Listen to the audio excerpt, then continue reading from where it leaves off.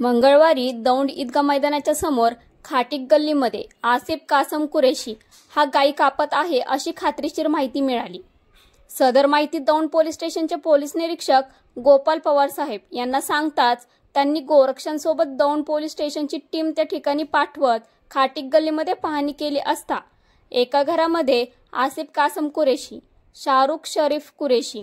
अकिल बाबू कुरेशी, वाईद बाबू खान, नितीन गायकवाड हे गोवंश गायीची कत्तल करत असताना दिसून आले। त्या शेजारी आणखी एका घरामध्ये अजिम कुरेशी व आलम मुस्कान शेख हे दोघे गोमांस कट करत असताना पोलिसांना पाहताच पळून गेले। सदर ठिकाणी पशुवैद्यकीय अधिकारी दौंड यांना बोलावून गोमांसाचे योग्य ते नमुने तपासणीसाठी घेऊन पंचनामा करून 1200 किलो गोमांस, धारदार शस्त्र, सुरा, सतूर व वजन काडी जप्त करून 7 आरोपींपैकी 4 आरोपींना ताब्यात घेऊन दौंड पोलीस स्टेशनला आणून मानद प्राणी कल्याण अधिकारी अहिरेश्वर जगताप यांच्या फिर्यादीवरून गुन्हा दाखल करून सर्व गोमांस पंचांसमक्ष डिस्पोज करण्यात आले।